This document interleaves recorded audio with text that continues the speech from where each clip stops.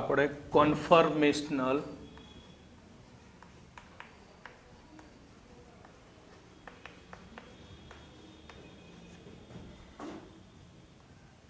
Isomers અથવા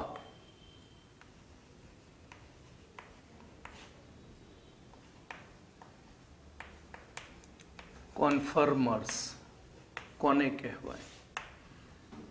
તો અનંત કોન્ફોર્મર પૈકી જે કોન્ફોર્મર પીઈ ના આલેખમાં ઓછામાં ઓછી ઉર્જા દર્શાવે તેને કહેવામાં આવે છે કોન્ફોર્મર્સ કહેવામાં આવે છે.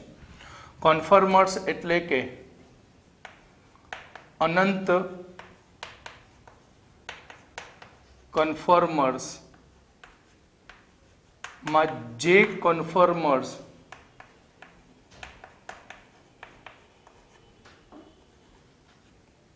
પોટેન્શિયલ પીઈ ના આલેખમાં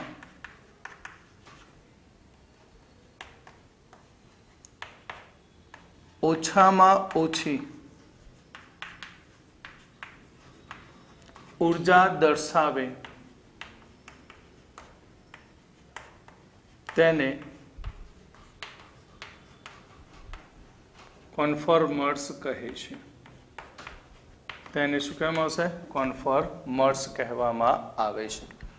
જે રીતે આપણે ઇથેનનો કોન્ફોર્મર બન્યા તે જ રીતે પ્રોપેનનો પણ બનાવી શકાય. તે જ રીતે આપણે કોનો બનાવી શકાય? પ્રોપેન. તો આપણે પ્રોપેનના કોન્ફોર્મેશનલ બનાવીએ.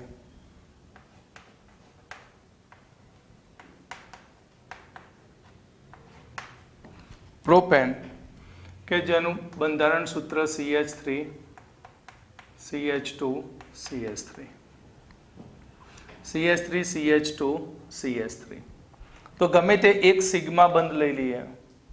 ક્લિયર? હવે આને ન્યુમેનમાં મૂકી દઈએ.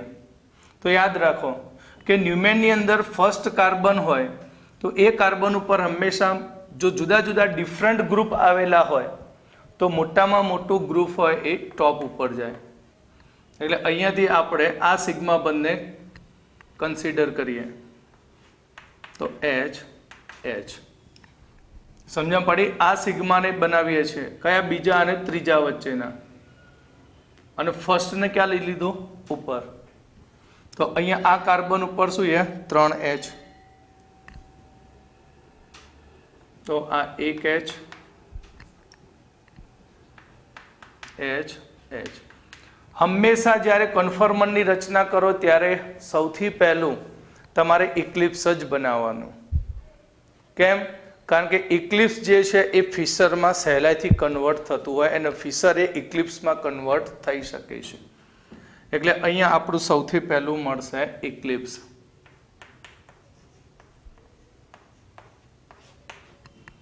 હવે આપણે આગળની જેમ જ પહેલા દોરી દઈશું.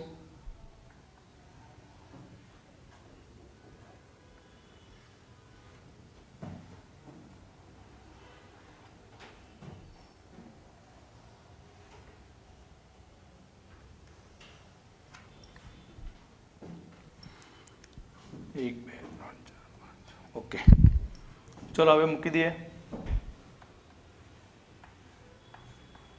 H H CH3 કેટલા ડિગ્રી રોટેશન? 60 ડિગ્રી આપી દઈએ પહેલું.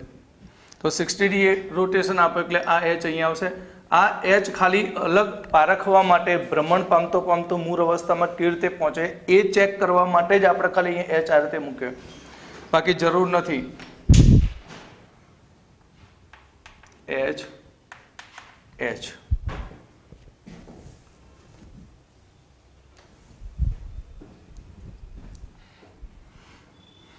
હવે ફરીથી આનું 120 degree rotation. H H CH3. તો આ H આની પાછળ આવી જશે, આ H આની પાછળ આવી જશે, આ H અહીંયા આવશે. હવે આનું 180 એ ભ્રમણ.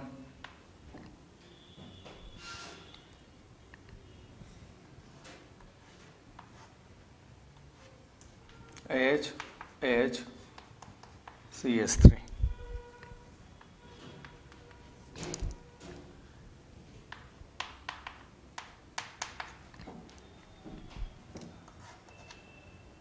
बसो 40 डिग्री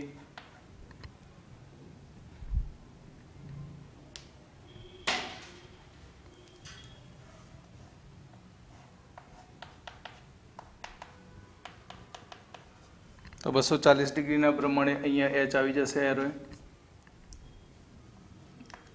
H અને આ H હવે આનું 300 ડિગ્રી એ પ્રમાણ આપી દઉં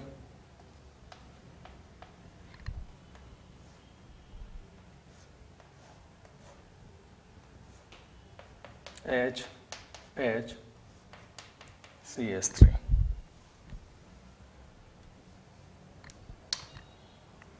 तो અહીં H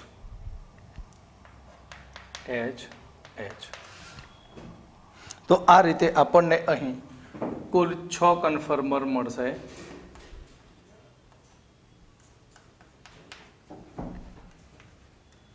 4 5 અને 6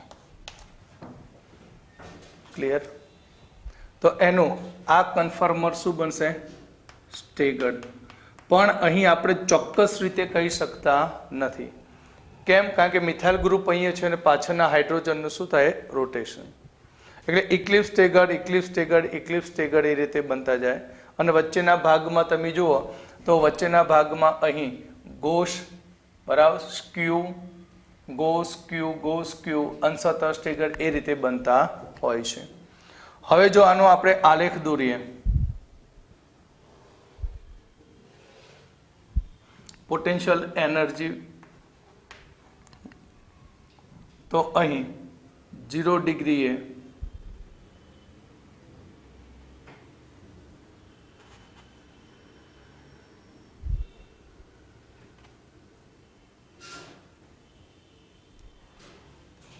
આ રીતે આનો પોટેન્શિયલ એનર્જીનો આલેખ મળશે આ 0 આ આલેખનું આ જે ભાગ મળે આ નંબર 1 કન્ફર્મર નંબર 2 60 ડિગ્રીના રોટેશનથી મળે નંબર 3 આપણને 120 ડિગ્રીના રોટેશનથી નંબર 4 એ આપણને 180 ડિગ્રીના રોટેશનથી નંબર 5 240ના રોટેશનથી નંબર 6 300 રોટેશનથી મળે અને આ લાસ્ટ 360 થી મળે આ આલેખને તમે જુઓ ઇથેનના આલેખ ઉપર ગોઠવણી કરો તો ઇથેનના આલેખ કરતા અહીં આપણે જોઈ શકાય કે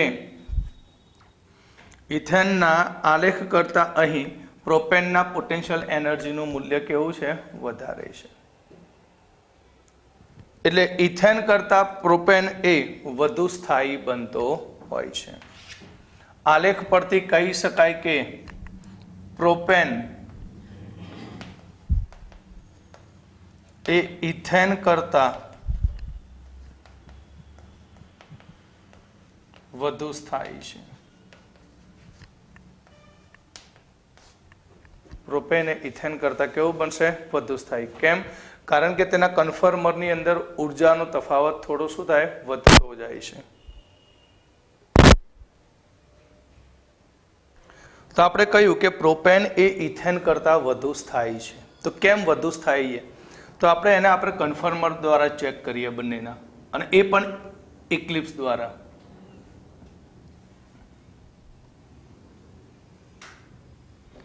તો H H H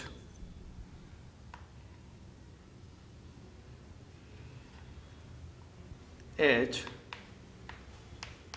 H H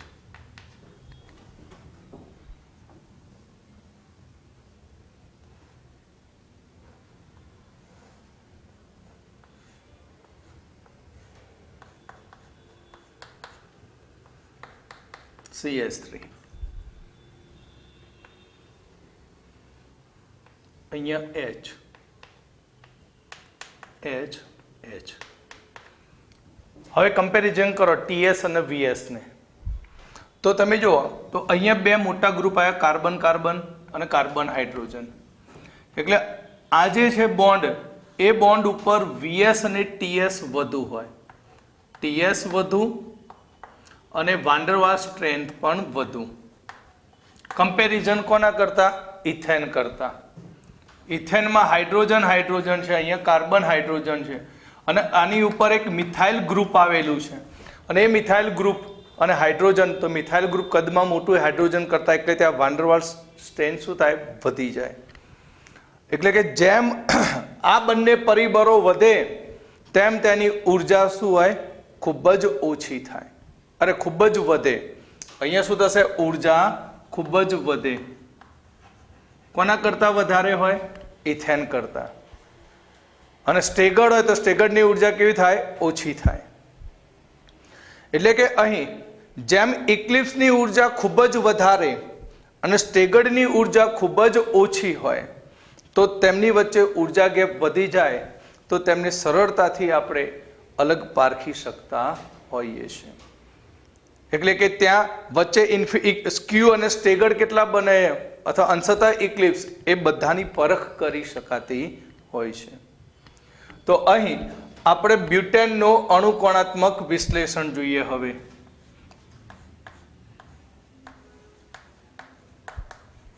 butane, તો બ્યુટેનનું બંધારણ સૂત્ર CH3 CH2 CH CH3. તો બ્યુટેનની અંદર અહીં બીજા અને ત્રીજા કાર્બનના સિગ્મા બંધ ઉપર ભ્રમણ આપવામાં આવે છે. કયા કાર્બન? બીજા અને ત્રીજા. કેમ? તો આપણે એનું પહેલું કન્ફર્મર બનાવી દઈએ.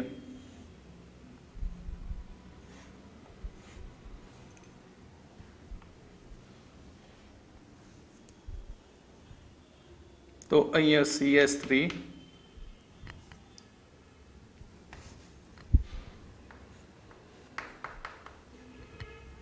એની પાછળ આ CH3, કારણ કે પહેલું શું બનાવવાનું? હંમેશા ઇક્લિપ્સ H H.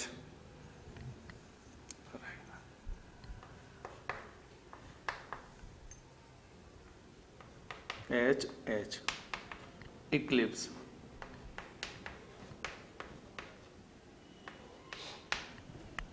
તો ઇક્લિપ્સ બંધારણમાં તમે જુઓ, હું બીજા અને ત્રીજાના સિગ્મા બંધને કન્સિડર કરી એને ધ્યાનમાં લઈને હું સિગ્મા બંધ ઉપર ભ્રમણ આપવા જાઉં તો તેના ઇક્લિપ્સ બંધારણમાં તમે જોઈ શકો છો કે અહીંયા બે મિથાઇલ ગ્રુપ એકબીજાની નજીક આવે છે. બે મિથાઇલ ગ્રુપ એકબીજાની નજીક આવવાને કારણે ત્યાં ટીએસ વધે, વીએસ વધે અને ઉર્જા ખૂબ જ વધી જાય. એટલે ઇક્લિપ્સ કન્ફર્મરની ઉર્જા ખૂબ જ હાઈએસ્ટ હશે અને સ્ટેગર્ડની ઉર્જા ખૂબ જ ઓછી હશે. બરાબર? તો જ એમને અલગ પારખી શકો. ઇથેનમાં ના પારખી શકે એનું કારણ એક જ હતું, કારણ કે ઇથેનમાં ઇક્લિપ્સ -3 કિલો બહાર ફેંકી દે કેલરી તો સ્ટેગર્ડ બની જાય અને સ્ટેગર્ડ 3 કિલો કેલરી ઉર્જા મેળવી લે તો પાછો ઇક્લિપ્સ બની જાય. એટલે ત્યાં બંને એકબીજાને પારખી શકતા નથી. ક્લિયર? તો અહીંયા આપણે ખૂબ જ સરળતાથી નક્કી કરી શકીએ. કેમ? કારણ કે અહીં બંનેમાં ટીએસ અને વીએસ કેવાય વધારે છે. તો કોકના મનમાં એમ થાય કે કેમ અહીં બે મિથાઇલ ગ્રુપ લીધા, કેમ આ બંધ ના લીધો? જો આ બંધને લઈએ તો શું થાય?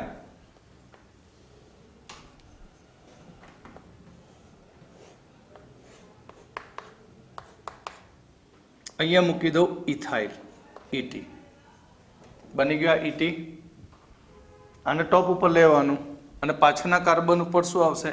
HH.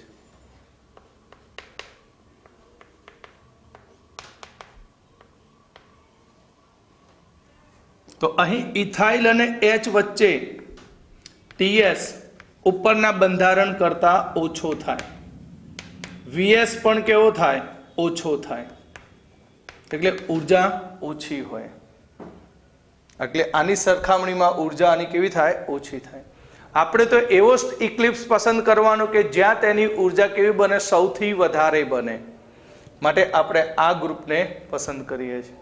અને કયો સિગ્મા બંધ? બીજો અને ત્રીજા કાર્બનનો. તો હવે આનું 60 ડિગ્રીએ ભ્રમણ આપીએ.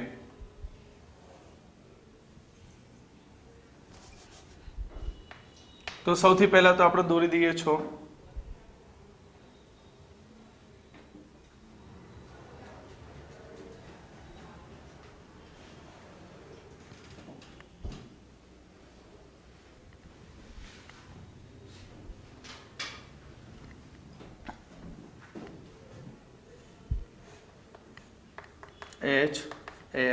CH3 60 ડિગ્રીએ રોટેશન આપો તો CH3 અહીં આવી જશે.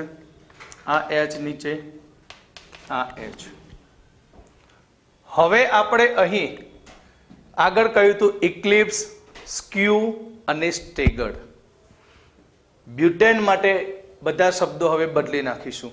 હવે એને યાદ રાખવાની જરૂર નથી. આ જે છે એને કહેવામાં આવશે સંપૂર્ણ ઇક્લિપ્સ. શું કહેવામાં આવશે? આને સંપૂર્ણ ઇક્લિપ્સ કહેવામાં આવે છે. આવી રચનાને આપણે શું કહેતા હતા? સ્ટેગર્ડ. શું કહેતા હતા? સ્ટેગર્ડ. પણ સ્ટેગર્ડ કહેવામાં નહીં આવે, આને કહેવામાં આવશે ગોસ.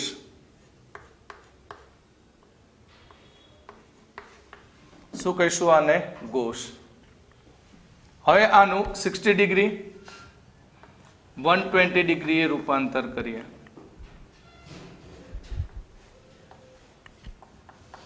CH3 H H.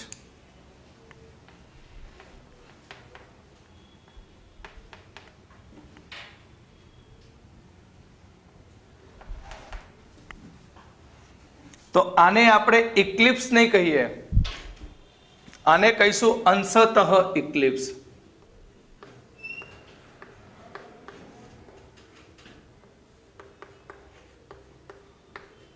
શું કહીશું આને? અંશતઃ ઇક્લિપ્સ. હવે આનું 180 ડિગ્રી રોટેશન.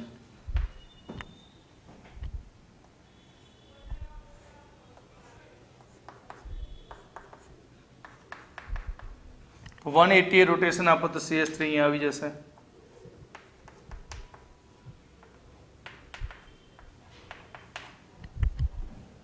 તો આને હવે સ્ટેગર્ડ નહીં કહેવાય. શું કહેવામાં આવશે? આને એન્ટી કહીશું. શું કહીશું આને? એન્ટી. કેમ? કારણ કે પરસ્પર વિરોધમાં છે. હવે આનું 240 રોટેશન. તો ફર્સ્ટ કાર્બન તો સ્ટેબલ જ રહેશે.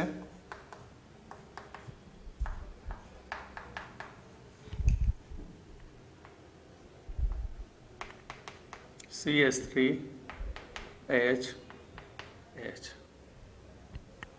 તો આ બનશે અંશતઃ ઇક્લિપ્સ.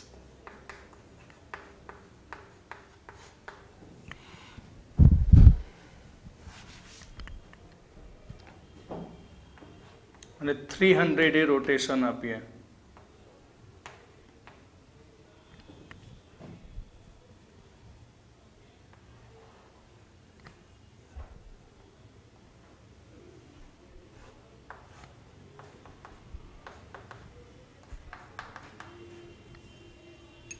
તો અહીંયા CH3 H H. ઓકે. તો આ આપણને મળશે ગોસ. શું મળશે? ગોસ.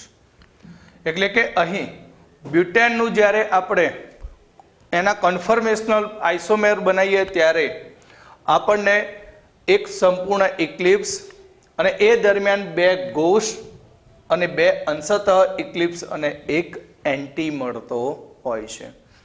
એટલે આ બંને ગોસને સેમ ગણવામાં આવે છે અને બંને અંશતઃને પણ કેવા ગણવાના? સમાન ગણવામાં આવે છે. ક્લિયર? તો હવે આની સ્થાયીતાનો ક્રમ જોઈએ તો સ્થાયીતા, તો એનો P ડાયાગ્રામ ઉપરથી એની સ્ટેબિલિટી નક્કી કરીએ.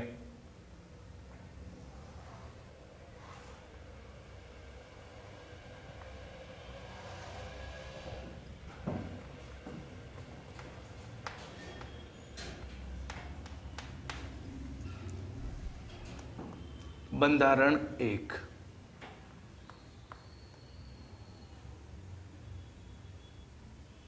બંધારણ 2,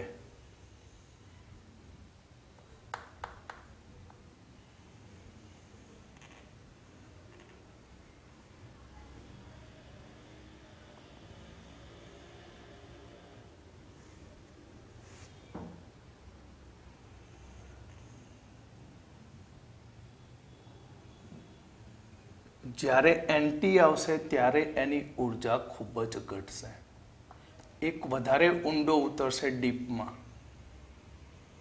અને ફરી પાછો અંશતઃ આવશે ત્યારે બંનેની ઉર્જા કેવી થશે? પાછી સેમ થશે.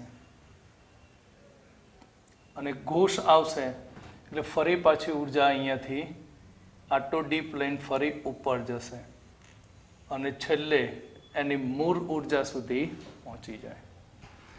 એટલે કે અહીં આ રૂટ 0 ડિગ્રી, 60 ડિગ્રી, 120, 180, 240, 300 અને આ 360. એટલે બંધારણ 1, 2, 3, 4, 5 અને આ 6. તો આલેખ ઉપરથી તમે જોઈ શકો કે અહીંયા ફર્સ્ટ બંધારણ શું હતું? સંપૂર્ણ ઇક્લિપ્સ હતું. પછી 60 ડિગ્રી રોટેશન આપતા તે ઘોષ બને છે. ફરીથી 120 એનું રોટેશન આપતા એ અંશતઃ ઇક્લિપ્સ બને છે. પણ સંપૂર્ણ ઇક્લિપ્સ કરતા અંશતઃ ઇક્લિપ્સની ઉર્જા ઓછી છે. કોની ઉર્જા ઓછી છે? અંશતઃની. ફરી પાછું 180 નું રોટેશન આપતા અહીંયા આપણને એન્ટી મળે છે, અને એન્ટી મળે ત્યારે તેની ઉર્જા ખૂબ જ ઘટતી હોય છે. અને ફરી પાછું 240 નું રોટેશન આપીએ તો ફરીથી અંશતઃ ઇક્લિપ્સ બને, અને 300 એ ફરીથી ઘોષ બને. તો આ પી ડાયાગ્રામ પરથી આપણે તેની સ્થાયીતાનો ક્રમ આપીએ કે જેની ઉર્જા સૌથી વધુ છે તે ખૂબ જ અસ્થાયી, અને જેની ઉર્જા સૌથી ઓછી છે તે વધુ સ્થાયી. એટલે કે અહીં નંબર 4 એટલે સ્ટિગ anti greater than gauche greater than અંશતઃ ઇક્લિપ્સ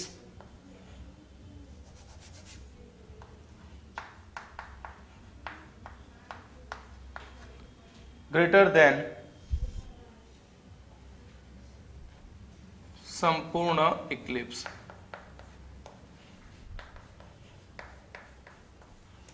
ઓકે, તો આ ઘટનાને આપણે મોડેલ દ્વારા સમજી લઈએ. તો અહીંયા તમે જુઓ તો આ સંપૂર્ણ શું છે? ઇક્લિપ્સ. તો ફર્સ્ટ અહીંયા આ બીજો અને ત્રીજો કાર્બન. કયો કાર્બન? બીજો અને ત્રીજો કાર્બન. ક્લિયર? જેના પ્રથમ કાર્બન ઉપર મિથાઇલ ગ્રુપ, અને આ પણ કયું ગ્રુપ? Methyl group. આ રીતે જોઈ લઈએ. મિથાઇલ મિથાઇલ, બરાબર? હાઇડ્રોજન હાઇડ્રોજન અને 2 કાર્બન. ક્લિયર? જો હું આ રીતે તમારી સામે મૂકું તો આ કયું સ્વરૂપ તમને દેખાશે? સંપૂર્ણ ઇક્લિપ્સ દેખાશે. ક્લિયર? જો હું આને આ રીતે રજૂ કરું તો આ કયું બંધારણ બની જાય? ફિશર. શું બની જાય? ફિશર બંધારણ બની જાય. ક્લિયર? તો ફિશરને આપણે આ રીતે મૂકી દઈએ તો આને કહેવામાં આવે છે ઇક્લિપ્સ. તો ઇક્લિપ્સમાં જુઓ તો મિથાઇલને સમાંતર મિથાઇલ. ક્લિયર? એટલે અહીંયા ટીએસ અને વીએસ મેક્સિમમ હોય છે, એટલે અપાકર્ષણ સૌથી વધારે હોય માટે આની ઉર્જા સૌથી વધુ છે. હવે આનું 60 ડિગ્રી રોટેશન આપું તો 60 ડિગ્રી રોટેશન આપતા તમે જુઓ તો આને તમે આ રીતે મૂકી શકો આની ઉપર. સમજી ગયા? પાછળ ના જુઓ, આ મિથાઇલ ગ્રુપ આવી ગયું, આ મિથાઇલ ગ્રુપ H અને એક આ બાજુ H, એટલે આ રચના ઘોષ બની. હવે હું આનું ફરીથી આનું 60 ડિગ્રી બીજું રોટેશન આપું એટલે 120 થાય. તો 120 થાય તો તમે જુઓ તો 120 ની અંદર પણ અહીંયા તમને હાઇડ્રોજન એની પાછળ શું જોવા મળે? મિથાઇલ જોવા મળે છે. આને સંપૂર્ણપણે ઇક્લિપ્સ કહી શકાય નહીં. આને શું કહેવાય? અંશતઃ ઇક્લિપ્સ.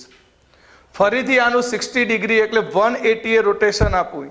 તો 180 એ રોટેશન આપવાથી તમે જુઓ તો હવે મિથાઇલ ગ્રુપ બંને એકબીજાના ઓપોઝમાં આવી ગયા, એકબીજાની તદ્દન વિરુદ્ધમાં છે. હાઇડ્રોજન પણ વિરુદ્ધમાં, હાઇડ્રોજન પણ વિરુદ્ધમાં. તો આને કહેવામાં આવે છે સ્ટેગર્ડ એન્ટી કહેવામાં આવે છે. કારણ કે હવે આપણે સ્ટેગર્ડ નથી કહેતા, એને શું કહીએ છીએ? એન્ટી કહેવામાં આવે છે. ક્લિયર? તો અહીં આ બંધારણને જો હું આ રીતે પકડીને આ રીતે જોવાનો પ્રયત્ન કરું તો આ કયું પ્રોજેક્શન થઈ જાય? સોહર્સ પ્રોજેક્શન થઈ જાય. ક્લિયર? એટલે અણુ એક જ પ્રકારનો હોય પણ એની જોવાની રીતો જુદી જુદી છે. ક્લિયર? જો આ રીતે રજૂઆત કરે તો આને કહેવાય ફિશર, આ રીતે રજૂઆત કરે તો ન્યુમેન પ્રોજેક્શન, અને જો આને આ રીતે જોવામાં આવે તો આને કયું કહેવાય? સોહર્સ પ્રોજેક્શન કહેવામાં આવે છે. ઓકે?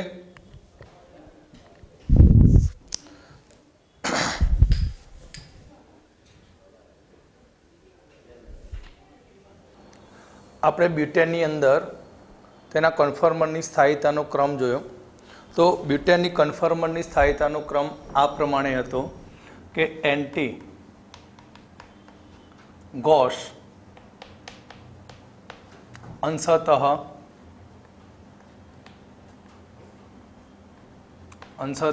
ઇક્લિપ્સ ગ્રેટર દેન સંપૂર્ણ ઇક્લિપ્સ.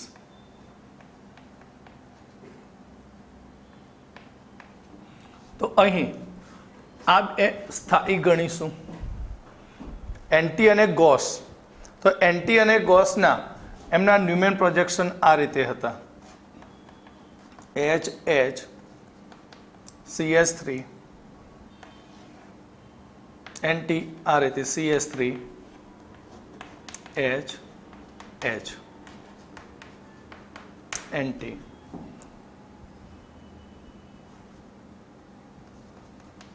CS3 H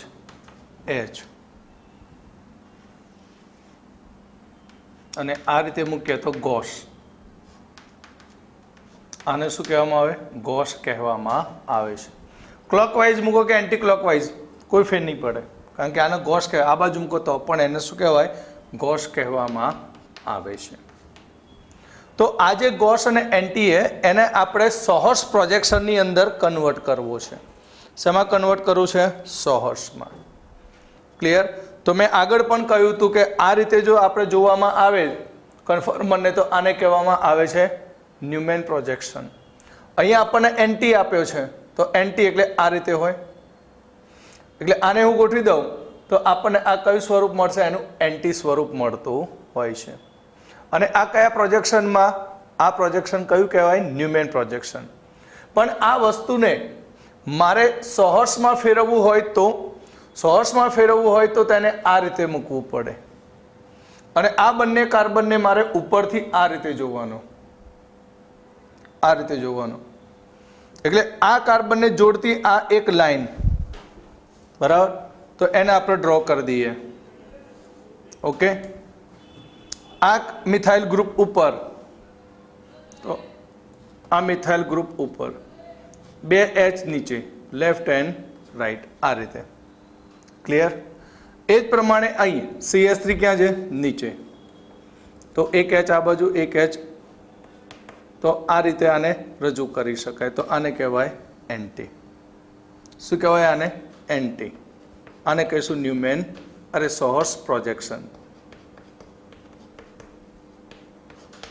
કયું પ્રોજેક્શન? સોહર્સ પ્રોજેક્શન.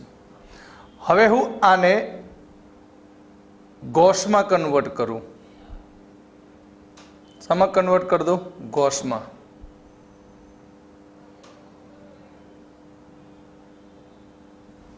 તો આ થઈ ગયું ગોસ. હવે ગોસને મારે આ રીતે જોવાનું. તો અહીંયા કાર્બન કાર્બનને જોડતી આ એક લાઈન, જેમાં અહીંયા અપર સાઈડ શું છે? મિથાઇલ. લોઅર સાઈડ બંને બાજુમાં અહીંયા એચ એચ. અહીંયા લોઅર સાઈડમાં શું છે? એચ. આ બાજુ મિથાઇલ, અરે એચ CS3, તો અહીંયા આવશે CS3. તો આ બનશે ગોસ. શું બનશે? આ ગોસ બનતું હોય છે. તો આ રીતે આપણને જે કન્ફર્મર મળે એ કન્ફર્મરની અંદર એમની દ્વિધ્રુવીય ચાક માત્રાની વાત કરીએ તો અહીં એન્ટીની દ્વિધ્રુવીય ચાક માત્રા 0, આની પણ દ્વિધ્રુવીય ચાક માત્રા 0 થાય. કેમ? કારણ કે આ આલ્કેન સંયોજન છે અને આલ્કેન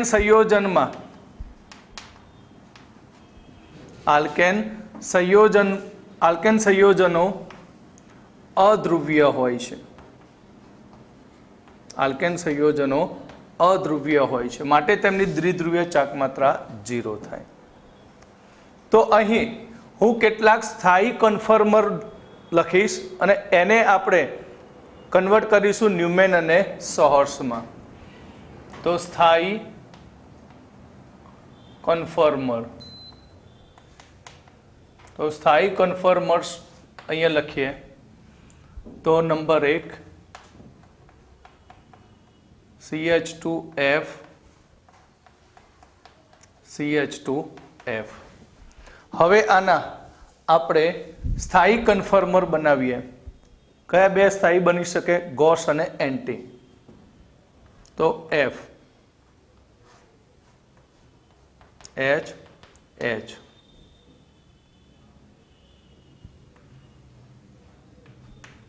F H અને આ પણ H.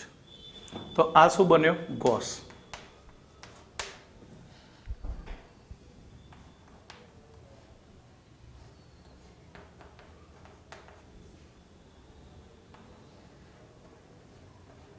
F F F.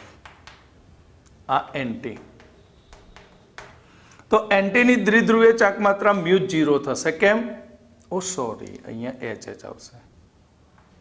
H H. તો એન્ટીની દ્વિધ્રુવીય ચાક માત્રા 0 થશે. કેમ? કારણ કે અહીંયા બંને ધ્રુવોની દિશા પરસ્પર વિરુદ્ધ, બંનેના ડાયપોલ ધ્રુવો કહેવાય વિરુદ્ધમાં, અને વેક્ટર જુદા જુદા હોય તો એને મ્યુ કેવો થઈ જાય? 0 થઈ જાય. જ્યારે અહીંયા મ્યુ 0 થતો નથી. તો અહીંયા આ બંને વચ્ચે શું જોવા મળશે? ટ્રાઇસન સ્ટ્રેન, અરે ટોર્સનલ સ્ટ્રેન જોવા મળે, વાન ડર વાલ્સ સ્ટ્રેન જોવા મળે, કારણ કે થોડાક નજીક છે. એટલે આની સ્થાયીતા ઓછી, આની સ્થાયીતા વધુ, એટલે આ વધુ સ્થાયી છે. ગોસ કરતાં કેવો છે? વધુ સ્થાયી. આ માત્ર સ્થાયી છે. બીજું ઉદાહરણ CH2Cl CH2Cl. બરાબર.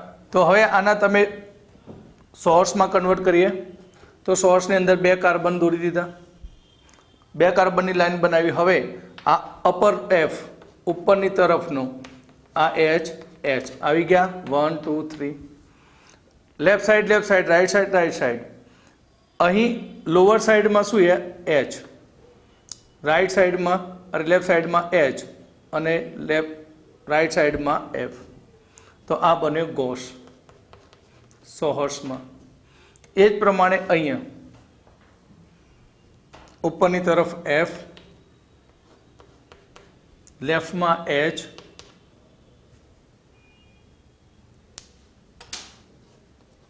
રાઈટમાં H અને નીચેની તરફ F, left H, right H. તો આને કહેવાય એન્ટી. તો આ રીતે તમે સોહર્સ બનાવી શકો છો. તો અહીંયા આનું આપણે ન્યુમેન પ્રોજેક્શન જોઈએ. હવે સોર્સ બનાવતો તમને આવડી જશે. તો 1,2 ડાયક્લોરોઇથેનનો આપણે ગોસ બનાવીએ. H H Cl.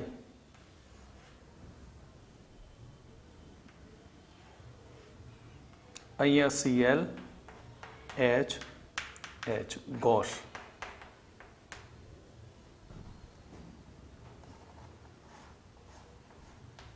H H NaCl H H. તો આનો મ્યુ 0, આનો mu naught is equal to 0. જેનો મ્યુ ઓછો અહીંયા મ્યુ 0 થયો અને પરસ્પર કહેવાય વિરુદ્ધ, એટલે આના ધ્રુવો આ રીતે ઇલેક્ટ્રોનનું શું કરે? આકર્ષણ કરે. માટે આ વધુ સ્થાયી અને આ ઓછો સ્થાયી, અને આ કેવો બનશે? ઓછો સ્થાયી. Number 3 CH2F CH2NH2. ઓકે, હવે આનું કન્ફર્મરમાં ફેરવીએ. F H H એનો આ ઘોષ NH2 H H. હવે આનો એન્ટી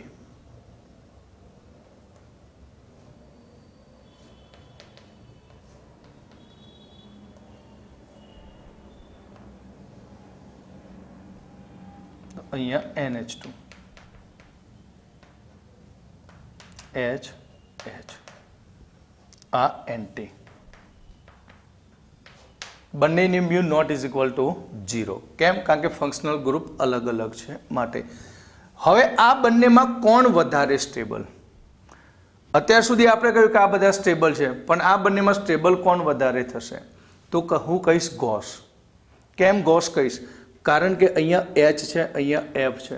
Fની વિદ્યુત ઋણતા વધુ, માટે આ બંને વચ્ચે શું રચાય? H bond. અને H બંધ એ ગોસને વધુ સ્થાયી બનાવે છે. H બંધ ગોસને વધુ સ્થાયી બનાવે છે અને આ સ્થાયી રહે છે ફક્ત. કેમ? H બંધ બનવાને કારણે.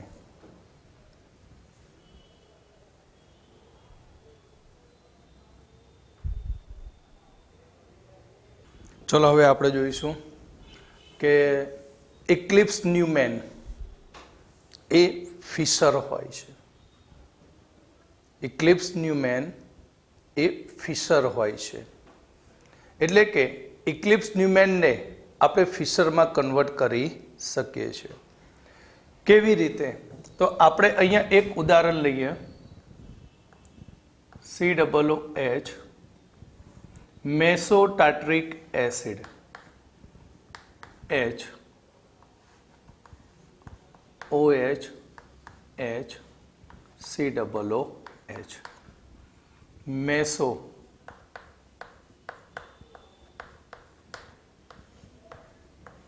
ટાર્ટ્રિક એસિડ.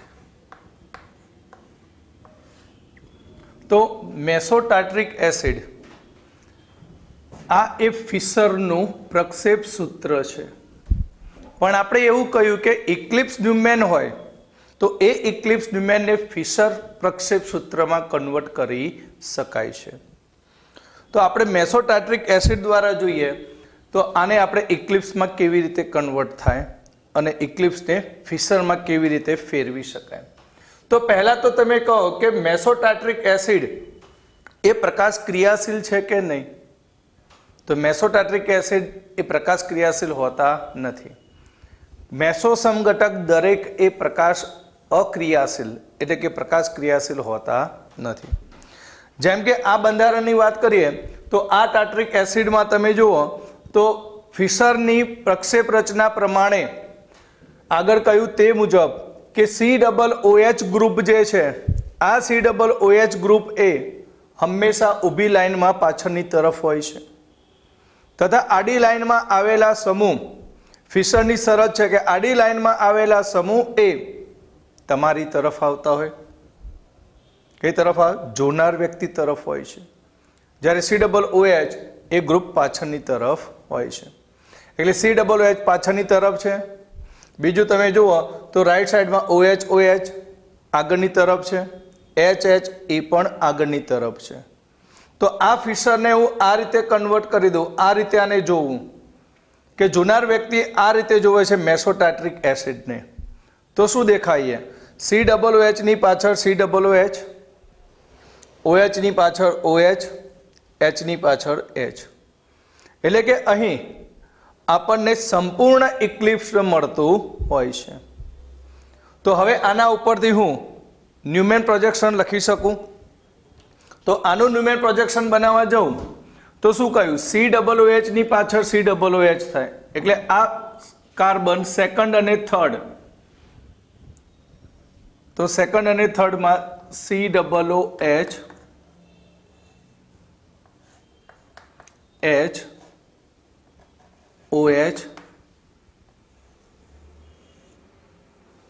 અહીંયા COOH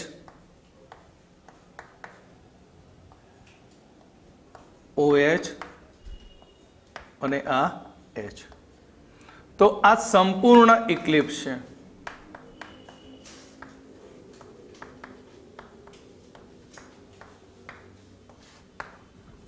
એટલે કે સંપૂર્ણ ઇક્લિપ્સ હોય તો જ એ ફિશરમાં કન્વર્ટ થાય તેવું જરૂરી નથી. અંશતઃ ઇક્લિપ્સ હોય તો પણ એ ફિશરમાં ફેરવી શકાતું હોય છે. હવે જો આનું 60 ડિગ્રીએ રોટેશન આપી દઉં, ભ્રમણ કરાવું, તો 60 ડિગ્રીએ રોટેશન આપતા COOH H OH COOH અહીંયા OH આ H, એટલે અહીંયા આપણને મળશે ગોસ. 120 ડિગ્રીએ રોટેશન આપીએ તો COOH H OH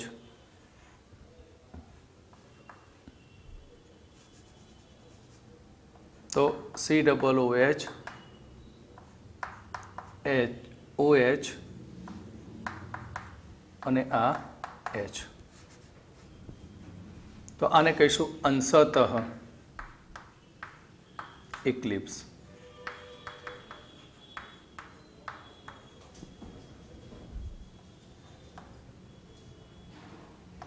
એકસો ને 80 ડિગ્રીએ ભ્રમણ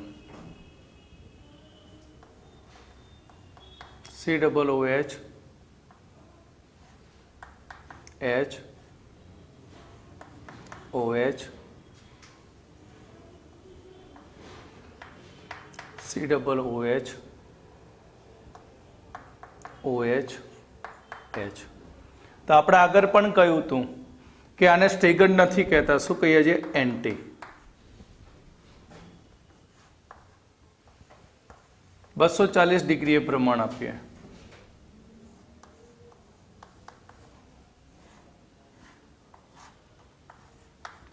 OH H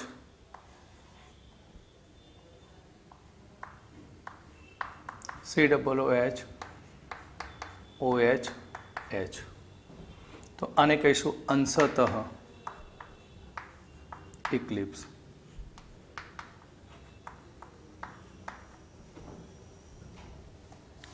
ત્રણસો ડિગ્રીએ પ્રમાણ આપ્યાનું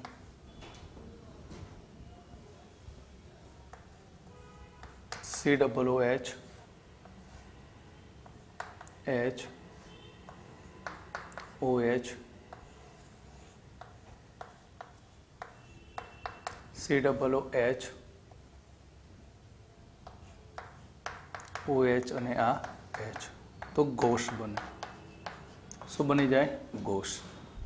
તો તમારે પણ આ રીતે એક જ લાઈનમાં બધા ન્યુમેન પ્રોજેક્શન બનાવવાના, જેથી એની નીચે તમે એનું ફિશર સરળતાથી બનાવી શકો છો. તો હવે આને આપણે ફિશર બનાવવાની શરૂઆત કરીએ. ફર્સ્ટ તો અહીં આ ફર્સ્ટ કાર્બન છે, તો ફર્સ્ટ કાર્બન ઉપર શું? તો ટોપ ઉપર COOH, right side OH, left side H. તે જ પ્રમાણે અહીં ઇક્લિપ્સની અંદર COOH ની પાછળ COOH આવે એ હંમેશા ક્યાં હોય? નીચે. તો એની આ બાજુમાં રાઈટ સાઈડમાં OH H. હવે આનું કોન્ફિગરેશન જોઈએ RS. તો 1 અરે OCOCH એટલે R કારણ કે એન્ટી ક્લોક, H આડી લાઈનમાં, OCOCH H આડી લાઈનમાં, તો આ S કારણ કે ક્લોકવાઇઝ બને. હવે અહીંયા ફર્સ્ટ આ કાર્બનને જોવાનું, તો એને લખી દઈએ આપણે, ક્રોસમાં મૂકી દઈએ ફિશરના કહેવા પ્રમાણે. ટોપ ઉપર COOH, તેની રાઈટ સાઈડમાં OH H અને અહીંયા બોટમમાં શું છે? OH. કાયદેસર રીતે ગોસ અને એન્ટીનું ફિશર બનાવી શકાતું નથી. પ્રાયોગિક રીતે અહીં ગોસનું ફિશર બનતું નથી, પણ આપણે સૈદ્ધાંતિક રીતે કાગળ ઉપર લખવું હોય તો બનાવી શકાય. કેવી રીતે? તો જો આ નીચે તો બોટમમાં, તો મેં બોટમમાં મૂકી દીધું. હવે અહીં આ બંને ગ્રુપ જુઓ, લેફ્ટમાં H, રાઈટમાં COOH. તો અહીંયા તમારે આ બંનેના સ્થાન બદલી દેવાના અને અહીંયા મૂકી દો COOH, અહીંયા મૂકો H. હવે કોન્ફિગરેશન જુઓ, તો OCOCH R, OCOCH S, configuration બદલાયું નહીં. ક્લિયર? એના એ જ કોન્ફિગરેશન રહેતું હોય છે. અને મેસોટાર્ટ્રિક એસિડ એ પ્રકાશ ક્રિયાશીલ હોતો નથી. જો તમારે આ જ સ્વરૂપ મેળવવું હોય તો શું કરવાનું? શીખવાડ્યું. શું કરી શકાય? આનું વિન્યાસ S બદલાવવો જોઈએ નહીં અને એના એ જ સ્વરૂપ રહે તો શું કરવાનું? Double switch. શું કરવાની? Double switch. હવે આની નીચે જોઈએ,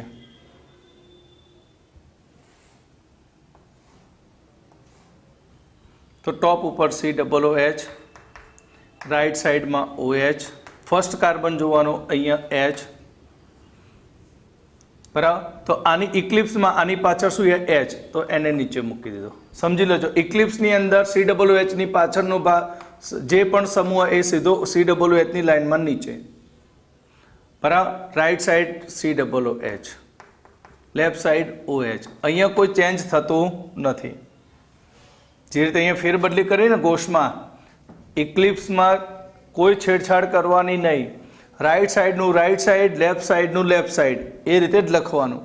તો આ તો R જ છે, બરાબર. તો અહીંયા OCOOCH અને 4 નંબર કઈ લાઈનમાં આવ્યો? ઊભી લાઈનમાં. યાદ કરો, 4 નંબર ઊભી લાઈનમાં આવ્યો અને એન્ટી ક્લોક થાય તો શું કહેવાય? S. આને આ જ સ્વરૂપ લાવવું હોય તો ડબલ સ્વિચ કરી દો, મૂળ સ્વરૂપ આવી જશે. હવે આ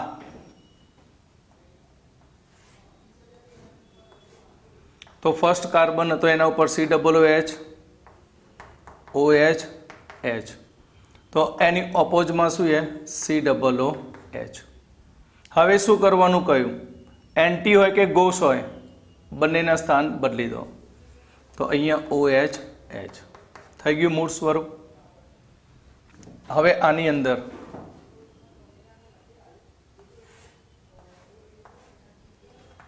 COOH, ક્લિયર? ઉપરનો કાર્બન તો એમને એમ જ રહેશે. હવે આની પાછળ શું છે? OH, તો અહીંયા મૂકી દીધો OH.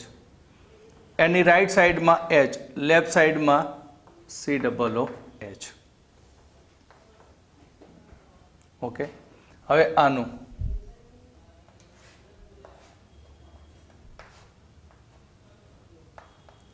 COOH, નીચે H. ઓકે. આ કાર્બન ઉપર ફર્સ્ટ ઉપર H, OH, અરે H, OH. અહીંયા શું કરવું પડશે? સ્થાન ફેર સ્વિચ કરવી પડશે. COOH, OH. હવે એનું મૂળ સ્વરૂપ મેળવવું હોય તો અહીંયા ડબલ સ્વિચ કરી દો. તો અહીંયા જે પણ બધા જ તમે જુઓ આપણે એવું કહ્યું હતું કે ઇથેનમાં બધા જ એના કન્ફર્મરો એ આઈડેન્ટિકલ હોય છે, જે મેસોટાઇટ્રિક એસિડ વડે અહીંયા આપણે સાબિત કર્યું કે અહીં મેસોટાઇટ્રિક એસિડના તમને સંપૂર્ણ ઇક્લિપ્સ, ગૌસ, અંશતઃ કે એન્ટી ઇક્લિપ્સ મળ્યા, પણ જ્યારે તેનું ફિશરમાં કન્વર્ટ કરીએ છીએ ત્યારે એ ફિશરની અંદર તેનો આરએસ વિન્યાસ બદલાતો નથી, બધામાં તેનો આરએસ વિન્યાસ એના એ જળવાઈ રહેતો હોય છે. માટે આ બધા જ કન્ફર્મર ન્યુમેન્સ એને કહેવામાં આવશે આઈડેન્ટિકલ કહેવામાં આવે છે, કારણ કે બધા બંધારણ સરખા છે, એક સમાન, માટે આને એકબીજાથી અલગ કરી શકતા નથી.